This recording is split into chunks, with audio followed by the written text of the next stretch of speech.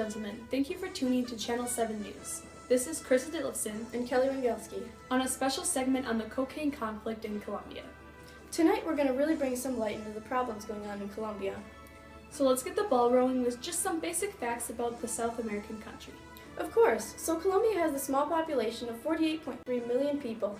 Let's start with a brief history. Colombia has had a large history of assassinations and various leaders creating paramilitary groups that are not part of national army and fight using specific beliefs.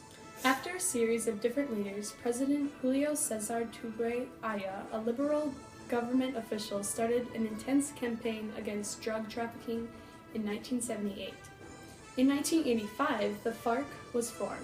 This stood for Revolutionary Armed Forces of Colombia. It was created to stop many guerrilla groups led by drug cartels, which eventually became corrupt.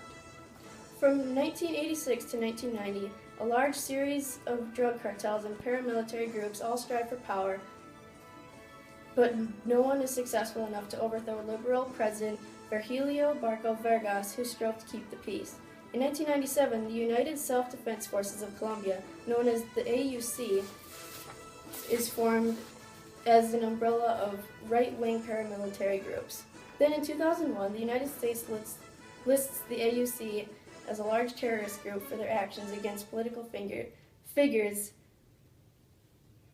and assistance in the war against drugs. In 2003, the AUC becomes obsolete. Then in 2006, the FARC launches a final offensive to counteract the presidential elections. During the year of 2008, Colombian government is accused of killing 1,500 civilians in the false positive scandal. This was a series of murders from armed conflicts involving the FARC and other military groups. In 2009, the FARC used massive military techniques as Reborn Act after their leader, Raul Reyes, was killed to end the guerrilla warfare. After this, the U.S. and Colombia signed the Military Cooperation Treaty. The FARC's leader has been killed and the organization continues to take hostages. That's quite the history. Now we can finally begin to understand where this puts Colombia on the map of drugs. Colombia is still sending in drugs, mostly cocaine, while both our and Colombian government fight to end this. For the United States, the obvious answer is to focus more on the demand that is coming from our country. The only reason cartels and drug lords are producing so much cocaine is the high demand for it here in the United States. Teens are using drugs now more than ever, despite an extensive education on drugs that is addressed in public schools. Use among adults is rampant as well. Overall, it is as though the drug culture has become more accepted today. The world currently sees Colombia as a war-torn country, and most tourists prefer to avoid it. To this day, Colombia fights off many paramilitary groups. Paramilitary groups, though most think of it as an improved country since the FARC rose to power. And I think that's all the time we have for today. Stay tuned for your local news. Good night, Wisconsin.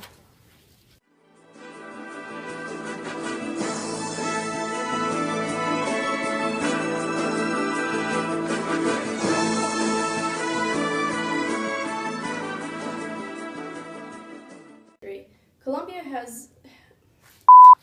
I'll try it. I'm recording. Yeah, I can. Woo-hoo. There's a video of me just going in and out on your face. Good evening, ladies and gentlemen. Thank you. Look down. Listen. Are we actually... Okay. No, I was going to say, man.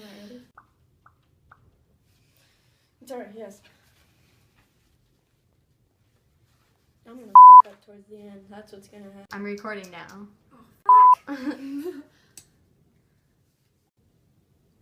Good evening, ladies and gentlemen. Kelly Wengelski. Let's start with a brief history.